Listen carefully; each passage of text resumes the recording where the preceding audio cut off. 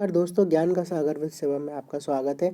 मैं आज कुछ AEES प्रीवियस ईयर क्वेश्चंस लेके आया हूँ। AEES मतलब एटॉमिक एनर्जी एजुकेशन सोसाइटी, जो कि क्या है, एक सेंट्रल गवर्नमेंट जॉब है। जहाँ पे इसमें मतलब स्कूल मतलब इंडिया में भी ये कम से कम 30 स्कूल्स हैं और 15 जगह पर रहेंगे कम से। तो और इसकी वैकेंसी भी काफ़ी कम आती है और ये इसका मतलब बहुत अच्छा पे स्केल भी होता है। लगभग ये KVS से अबव पे स्केल ही होगा और वहाँ पे काफ़ी अच्छी सैलरी रहती है। तो मैं इसके AEES के कुछ प्रीवियस ईयर क्वेश्चंस लेके आया हूँ।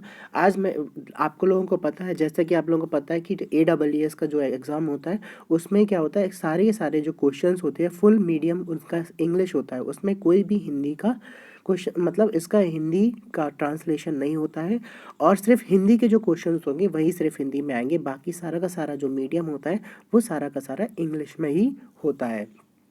तो मैं उन्हीं उन्हीं AEES के प्रीवियस ईयर, जो कि अप्रैल 2018 में हुआ था, उसके क्वेश्चंस लेके आया हूँ।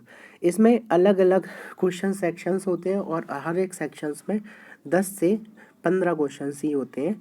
और मतलब इसमें सारे के सारे अलग अलग क्वेश्चंस मतलब अलग अलग कैटेगरी वाइज क्वेश्चंस आते हैं। तो मैं आज आपके लिए इसके प्रीवियस ईयर्स के पीडोगॉगी सेक्शन के, इंग्लिश के और करंट अफेयर्स जो था उन सब के तीन सेक्शन के क्वेश्चंस लेके आया हूँ। तो सबसे पहले अपन लोग बात करते हैं पहला क्वेश्चन की। ठीक है, तो पहला क्वेश्चन क्या है, adjustment of students is affective in personality formation, class teaching, discipline और ऑल ऑफ दीज। तो जो एडजस्टमेंट मतलब साथ में बच्चों के साथ में क्या स्टूडेंट्स का एडजस्टमेंट होना, वो कहाँ पर इफेक्टिव करता है। इफेक्टिव मतलब वो कहाँ पे उपयोगी होता है। तो personality, first one is personality formation. तो पर्सनैलिटी मतलब बच्चों की पर्सनैलिटी अगर अच्छी होगी, अगर उनका बर्ताव अच्छा आएगा तो वो आराम से अपने फ्रेंड्स के साथ में एडजस्ट कर लेते हैं। क्लास टीचिंग में भी कि टीचिंग के दौरान स्टूडेंट, क्लास टीचर्स जो समझा रहे हैं, बच्चे अगर अच्छे से कर रहे हैं, उनका मतलब तो उनको समझ में आ रहा है, अच्छे से कर रहे हैं, तो वो भी क्लास टीचिंग में भी उनका इफेक्टिव एडजस्टमेंट अच्छा होता है। और डिसिप्लिन भी एक आपको पता है बच्चे में एक मतलब स्कूल में और साथ में बच्चों का भी एक सबसे बड़ा नेसेसरी स्किल है, जो क्या है हमेशा एक बच्चे में होना चाहिए। डिसिप्लिन अपने टीचर्स के लिए, अपने फ्रेंड्स के लिए और अपने कलीग्स वगैरह सबके लिए, अपने फैमिली मेम्बर्स के लिए भी। तो adjustment of student is affective in सारा के सारा क्या पर्सनैलिटी फॉर्मेशन में भी होना चाहिए, क्लास टीचिंग में भी होना चाहिए, डिसिप्लिन में भी होना चाहिए। सो the answer will B for all of these. ठीक है, तो एडजस्टमेंट स्टूडेंट्स का सारे के सारे तीनों चीज़ों में होना चाहिए, पर्सनैलिटी, क्लास टीचिंग और डिसिप्लिन्स। चलो, तो आप सेकंड क्वेश्चन पे आते हैं। Second question is black board can be included in which group category of teaching ads. जो ब्लैक बोर्ड होता है वो कौन सी कैटेगरी में होता है। तो first one is audio aids. Audio aids में तो नहीं होता है, क्योंकि ऑडियो एड्स में क्या होता है, ब्लैक बोर्ड है, ब्लैक बोर्ड पे अपन लोग जब लिखेंगे, उस पर कुछ बनाएंगे डायग्राम या कुछ सॉल्यूशन देंगे या बच्चों को समझाएंगे, तो वो क्या है ऑडियो एड्स में भी होगा। और फिर उसके बाद second one is visual aids, तो विजुअल एड्स में भी होगा। और फिर third one is audio visual aids. Audio visual add मतलब दृश्य और शब्द, मतलब अपन बनाएंगे उसके बाद फिर क्या करेंगे और फिर उसको दिखाएंगे उसको बच्चों को बना के। तो वो क्या है, अब बनाना मतलब अपन लोग बना रहे हैं तो वो क्या है, वो वीडियो विजुअल में मतलब देख रहे हैं वो बच्चे हैं, और दूसरे क्या है, अपन उसको समझा रहे हैं। तो ऑडियो विजुअल, अकेला ऑडियो नहीं होगा ना ही अकेला विजुअल होगा, ये क्या होगा अपना और मतलब ऑडियो विजुअल दोनों के दोनों एड्स। मतलब इसका मतलब हिंदी में होता है दृश्य श्रव्य सामग्री के टाइप में। एड्स मतलब एक मतलब एडिशनल, एड्स मतलब क्या होता है, एडिशनल चीज़ें जो क्या है, टेक्निक स्किल्स होती हैं, जो क्या है, जो अपन लोग हेल्प, जो क्या बच्चों को हेल्प करने के लिए दी जाती है। तो एड्स मतलब होता है हेल्प, एक तरह से हेल्प करना बच्चों के। ठीक है, तो क्या होगा, ब्लैक बोर्ड किसकी कैटेगरी में आएगा, ऑडियो विजुअल एड्स टीचिंग के एड्स में आएगा। ठीक है, अब अपन लोग थर्ड क्वेश्चन पे चलते हैं।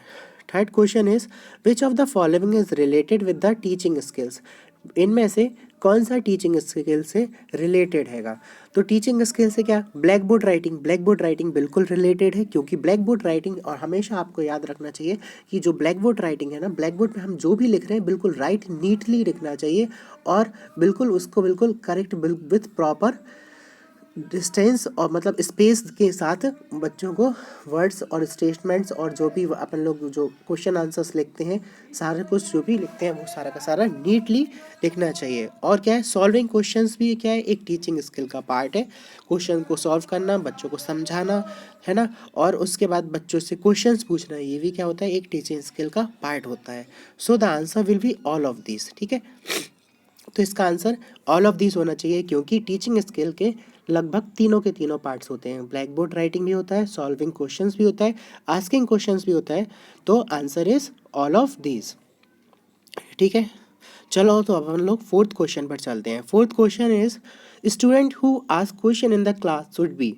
ठीक है, बच्चे बच्चे जो क्या है, जो क्वेश्चंस पूछते हैं क्लास में, तो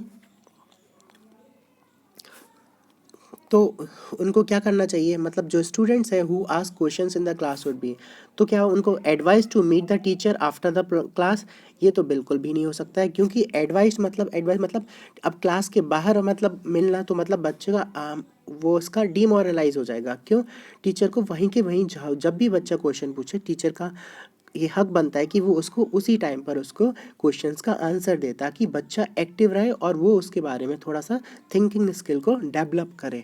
ठीक है, encourage to participate in the discussion in the class, बच्चे को एनकरेज करना चाहिए कि वो पार्टिसिपेट करे इन डिस्कशंस में इन द क्लास। जब वो बच्चा क्वेश्चन पूछ रहा है, तो अपन लोग कैसे उससे कहेंगे कि ये पार्टिसिपेट करे, तो ये बिल्कुल नहीं हो सकता है। Encourage to continue asking question, हाँ, अपन उसको अगर जैसे वो क्वेश्चन पूछ रहा है, तो अपन लोग उसको आंसर दे के फिर उसको और एनकरेज करें कि इसके बारे में आप, ये क्यों होता है, क्या होता है। तो मतलब हमेशा अपन लोगों को तीन चीज़ें तो हमेशा बच्चे से मतलब एनकरेज करना चाहिए कि वाई, व्हाट और how.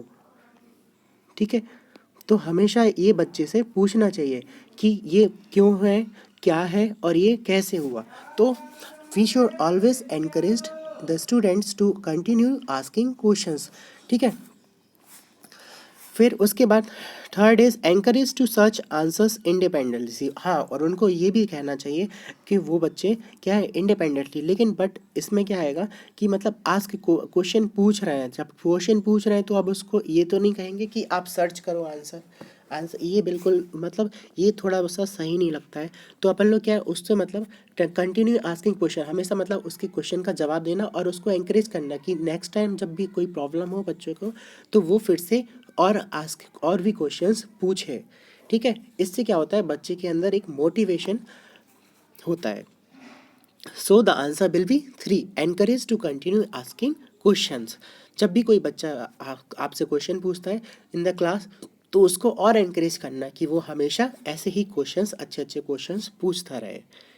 Okay, so the answer will be third. चलो, अब फिफ्थ क्वेश्चन की बात करते हैं। At authoritarian level teaching is teacher centred होती है या चाइल्ड सेंटर होती है, हेडमास्टर सेंटर होती है और एक्सपीरियंस बेस्ड होती है। तो अथॉरिटेरियन मतलब होता है, अथॉरिटेरियन मतलब होता है समतावादी टाइप का, है ना। तो जो टीचर होता है ना, वो ना ही ज़्यादा उसके ऊपर स्ट्रिक्टनेस दिखाता है, ना ही उसके ऊपर मतलब लेज़र फ्री करता है। लेज़र फ्री मतलब उसको ऐसे ढीलापन टाइप का।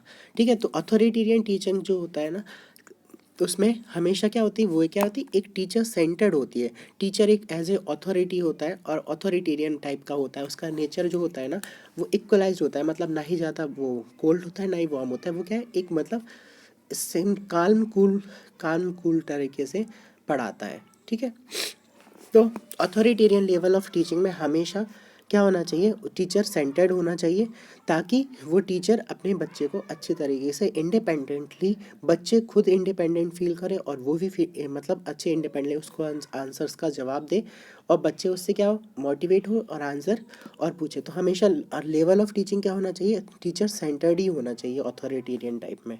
ठीक है, so the answer will be first वाला।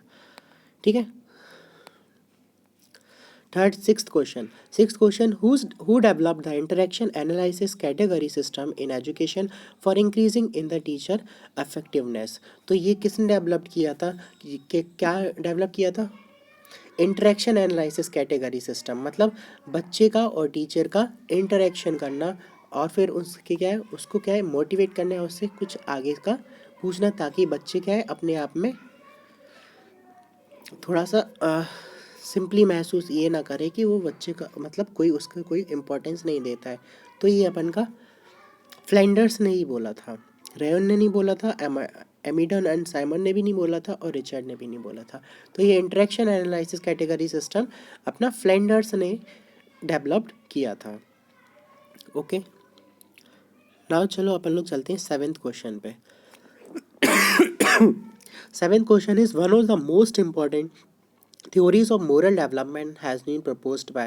तो moral development theory, moral development theory तो हर एक बच्चे को पता है, किसने डेवलप करी थी अपनी moral development theory is Kohlberg's moral development. ठीक है, ना ही एरिक ने करी थी, ना ही डैनियल ने करी थी, ना ही बेंजामिन ब्लूम ने करी थी। ठीक है, तो मोरल डेवलपमेंट मतलब नैतिकवाद का जो विकास था वो किसने, लॉरेंस कोलबर्ग ने किया था। फिफ्थ एट्थ क्वेश्चन, ठीक है, eighth question is while delivering lecture if there is some disturbance in the class then the teacher should maintain silence for a while and then go on, should not bother of what is happening in the class, should punish all causing disturbance, or fourth is all of this। तो eight में जब भी मतलब कोई जब teacher क्या है lecture दे रहे हैं, अगर क्लास में डिस्टर्बेंस हो रहा है तो टीचर को क्या करना चाहिए, हमेशा थोड़े से 1 सेकंड के लिए या 1 मिनट के लिए साइलेंस होना चाहिए। उनको क्या बच्चों को शांत करने के लिए खुद टीचर अगर शांत हो जाएगा, जैसे अपन लोग पढ़ा रहे हैं और पढ़ाते टाइम बहुत ज़्यादा डिस्टर्बेंस हो रहा है, तो अपन लोग 1 आध मिनट या 30 सेकेंड्स के लिए कम से कम थोड़ा सा शांति से खड़े हो जाओ और बच्चों को ऑब्जर्व करो। जैसे ही जब अपन लोग ऑब्जर्व करेंगे तो बच्चों का अटेंशन अपनी तरफ जाएगा, तब उसको क्योंकि बच्चे को लगेगा कि सर खड़े हैं और वो हमारी तरफ देख रहे हैं, तो अपने आप डिस्टर्बेंस कम हो जाएगा। सो the answer will be 1, maintain silence for a while, कुछ टाइम के लिए अपन लोग साइलेंस हो जाओ और फिर उसके बाद फिर अपना लेक्चर शुरू कर दो। ठीक है, सो सेकंड तो ये बिल्कुल नहीं हो सकता, should not bother of what happening, मतलब बॉदर मतलब कोई चिंता नहीं करना उसकी कि क्या हो रहा है क्लास में और अपना पढ़ाते जाना, तो ये तो बिल्कुल गलत है। And punish those causing disturbance, punishment तो बिल्कुल ही मना है according to RTE act. RTE ने बिल्कुल भी इसके लिए मना किया है कि आप बच्चे को पनिशमेंट नहीं दे सकते। और fourth one is all of this, तो ऑल ऑफ दिस तो हो ही नहीं सकता है। So the answer will be first, maintain silence for a while and then go on. चलो तो नाइन्थ क्वेश्चन पे चलते हैं। Which of the following is not a level of teaching learning, इनमें से कौन सा एक टीचिंग लर्निंग का लेवल नहीं है। डिफरेंशिएशन, डिफरेंशिएशन मतलब डिफरेंट कैटेगरीज वाइज डिफाइन करना, तो ये तो कभी टीचिंग लेवल का हो ही नहीं सकता। मेमोरी लेवल जरूर हो सकता है। MUR अपन ने पढ़ा है ना, MUR, तो MUR मतलब मेमोरी, अंडरस्टैंडिंग और रिफ्लेक्टिव, तो ये तीनों के तीनों किसने दिए थे, MUR कॉन्सेप्ट। MUR कॉन्सेप्ट, ठीक है, तो MUR कॉन्सेप्ट तो जो अपन ने है ना, ये अपन ने पढ़ा था। बट डिफरेंशिएशन मतलब उनको बच्चों को क्या है, डिफरेंशिएशन लेवल मतलब बच्चों को कैटेगरी वाइज में डिफाइन किए, स्लो लर्नर है, बिग लर्नर है, तो ये क्या है, ये टीचिंग लर्निंग का बिल्कुल भी कोई लेवल नहीं है। ठीक है, ये MUR मेमोरी लेवल मतलब बच्चों को समझाना उनको है ना, और फिर उनसे रिफ्लेक्टिव मतलब उनसे कुछ पूछना, जब अपन ने कुछ उनको अंडरस्टैंड मतलब समझा दिया तो उसके बाद पूछना उनको, मतलब ताकि उनकी मेमोरी क्या हो, रिकॉल हो जाए। और U4 मतलब अंडरस्टैंडिंग लेवल, बच्चे को इस तरीके से समझाना अपने मतलब रोज़ बेसिक लाइफ के हिसाब से समझाना, ताकि क्या है बच्चा हमेशा समझे और फिर उसको क्या है मेमोरी से रिकॉल करे। और रिफ्लेक्टिव मतलब अपन लोग फिर से उससे पूछेंगे कुछ क्वेश्चंस या उसी के रिलेटेड टॉपिक से पूछेंगे, तो वो क्या होगा, वो उनके पास में एक रिफ्लेक्टिव मतलब वो रिफ्लेक्ट करेंगे, अपन को बताएंगे कि ये ऐसे इस टाइप से क्वेश्चंस होंगे। फिर NUEPA, NUEPA is mainly concern with educational. ठीक है, तो न्यूपा क्या है, न्यूपा किसके बारे में हैगा, NUEPA is the short form of national university of educational planning and administration. इस बार तो बिल्कुल कंफर्म है कि 2 से 5 क्वेश्चंस तो सिर्फ और सिर्फ क्या शॉर्ट फॉर्म के आएंगे, जैसे कि सार्थक हुआ, निष्ठा हुआ, दिशा हुआ, ये सारे के सारे इनके क्वेश्चंस तो पक्के ही आएंगे। ठीक है, और और दिशा भी होगा। ये सारे के सारे बिल्कुल आने ही वाले हैं इन क्वेश्चन में, एक आध दो क्वेश्चन तो पूछेगा। So NUEPA is as basically is educational planning. तो ये क्या होगा, इसका प्लानिंग से रिलेटेड है, national university of educational planning and administrations. ठीक है, न्यूपा क्या कंट्रोल करता है, यूनिवर्सिटी की एजुकेशन प्लानिंग और उसका एडमिनिस्ट्रेशन कैसे चल रहा है वो सारा का सारा न्यूपा हैंडल करता है। ठीक है, अब अपन लोग इंग्लिश के क्वेश्चंस पे आते हैं। इंग्लिश के क्वेश्चंस कुछ ज़्यादा, इनका लेवल ज़्यादा ना हाई था ना लो था, बट एक मॉडरेट टाइप में था। ठीक है, तो इंग्लिश के क्वेश्चन में सबसे पहला क्वेश्चन है fill in the blanks. She did the job without dash enthusiasm. Enthusiasm का मतलब होता है कि मतलब अच्छे से करना और मतलब अंदर से डेडिकेशन टाइप का वर्ड, मतलब एक तरह से डेडिकेटेड जॉब करना। ठीक है, तो उसने जॉब करी, इसका मतलब क्या हुआ, she did the job without dash enthusiasm, मतलब उसने जॉब करी बिना कुछ एंथुसियास्टिक से, मतलब बिना किसी डेडिकेशन से, मतलब विदाउट मच डेडिकेशन। क्योंकि विदाउट मतलब क्या हो गया, एक तरह से नेगेटिव वर्ड हो गया, मतलब ज़्यादा यूज़ नहीं, मतलब ज़्यादा उसने उस पर ध्यान नहीं दिया। तो एंथुसियाज्म मतलब डेडिकेशन के साथ में, तो विदाउट मच होगा, ऑल तो नहीं होगा, क्योंकि ऑल क्या होगा इसके साथ में नेगेटिव हैगा तो नहीं होगा। और मैनी, अपन लोग थोड़ी ना इसमें कोई क्वांटिटी वगैरह बता रहे हैं कि मैनी, तो मैनी नहीं होगा और ना ही कोई लिटिल होगा। ठीक है, मैनी और लिटिल क्या है, ये क्या क्वांटिटी को ज़्यादा से ज़्यादा दिखाते हैं। ठीक है, फ्यू, मैनी वगैरह, है ना, तो इसमें हमेशा आंसर क्या होगा, much. Okay, next, fill in the blanks. Some people regard the world as imitation. Imitation का मतलब होता है किसी को फॉलो करना। एल्यूजन कोई वर्ड ही नहीं होता है। इल्यूजन मतलब होता है, इल्यूजन मतलब क्या होता है, बाहरी दुनिया, है ना, और इल्यूशन भी नहीं होगा। तो इल्यूजन मतलब बाहरी दुनिया, मतलब दिखावा, मतलब कुछ क्या है, कुछ लोग क्या समझते हैं कि जो दुनिया है ना वो एक तरह से इल्यूजन है। ठीक है, फिर थर्ड वन इज ये फ्रेज है, इसका answer a blue eyed boy, मतलब ब्लू आइड बॉय क्या है, एक तरह से मुहावरा है। इसका मतलब क्या होता है, pupil person of European descent नहीं होता है इसका मतलब। ठीक है, और चार्मिंग पर्सन बिल्कुल नहीं। फेवरेट, ब्लू आइड मतलब फेवरेट पर्सन। ठीक है, someone with A defective vision बिल्कुल नहीं। जब डिफेक्टिव विजन होगा तो क्या हो जाएगा, लेप्रेसी, या फिर क्या होगा, पर्सन विद डिसेबिलिटी, या कुछ ऐसे वर्ड्स आ जाएंगे। पर यहाँ पे क्या है, ब्लू आइड बॉय, मतलब ब्लू का मतलब क्या होता है, वो नीली आंखों वाला लड़का, तो मतलब फेवरेट वो कुछ ही लोग में पाई जाती है ना ऐसे, तो क्या होगा, एक तरह से ये फेवरेट वर्ड हो जाएगा। A person pretending to be somebody he is और नॉट। ठीक है, मतलब इसका मतलब क्या होता है, एक पर्सन है जो क्या प्रिटेंड कर रहा है, मतलब वो दिखा रहा है किसी दूसरे को, to be somebody that he is not. ठीक है, तो क्या होगा, मैजिशियन होगा या रोग होगा या लायर होगा या इम्पोस्टर होगा। तो इसमें अपन लोग क्या, इम्पोस्टर का मीनिंग है ये। ठीक है, मैजिशियन मतलब अब वो मैजिशियन वाला थोड़ी ना ऐसा करेगा कि वो मतलब नहीं बताएगा, है ना। रोग रोग भी नहीं होगा, लायर मतलब झूठा भी नहीं होगा, imposter, so the answer will be imposter, मतलब that he is not imposter. फिर fill in the blanks. I had already published a novel and it was an expected success. I thought my days were up, chances were good, lady luck was happy, fortune was made. ठीक है, तो ये इसका मतलब पहले हिंदी में समझ लो। I had already purchased मतलब पब्लिश्ड, मतलब हमने एक नोवेल को पब्लिश किया, और वो क्या है, वो अनएक्सपेक्टेड शब्द है, मतलब उसने सोचा भी नहीं था कि उसकी बुक जो है ना वो ज़्यादा सक्सेसफुल हो जाएगी। तो I thought my Fortune was made, Fortune मतलब लक वॉज मेड। ठीक है, डेज वर अप नहीं, मतलब डेज मतलब दिन बढ़े, मतलब दिन बढ़ गए, तो ऐसा तो नहीं होगा। चांसेस वर गुड, ये भी कोई मतलब वर्ड नहीं है कि उसकी चांसेस बढ़ गए, है ना। लेडी लक बिल्कुल नहीं, लेडी लक वॉज हैप्पी नहीं। तो फॉर्च्यून मतलब कोई किस्मत से एकदम से वो क्या हो गया, तरक्की हो गई, है ना, लकी इस तरह। चलो, sixth question, I will met him Saturday afternoon. ठीक है, तो आई विल मैट हिम मतलब मैं उससे मिलूंगा, हिम के यहाँ पे शायद डैश होगा। ओके, तो I will met him on Saturday afternoon, with तो नहीं होगा, मतलब उसके साथ में तो नहीं है ना, टू वो भी नहीं होगा, इनटू भी नहीं होगा, ठीक है, तो आंसर विल बी ऑन। मैं किससे, मैं उसके सैटरडे मतलब दोपहर की शनिवार की दोपहर को मिलूँगा। Okay, so answer will be 1।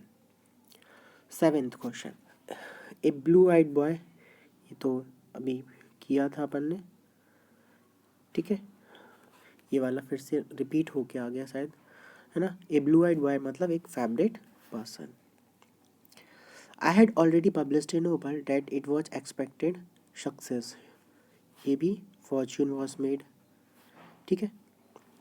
अब क्या है, choose the correctly spell word, ठीक है ना, तो इसमें क्या है, करेक्ट स्पेल वर्ड इफ्लोरेसेंस, ठीक है, तो E double F L O R A S तो होता नहीं है, E double F L O R E S हो सकता है, R E S C N C, efflorescence, ठीक है, तो ये गलत है और ये भी गलत है, सी एन सी, ठीक है, second one is correct, efflorescence, ठीक है।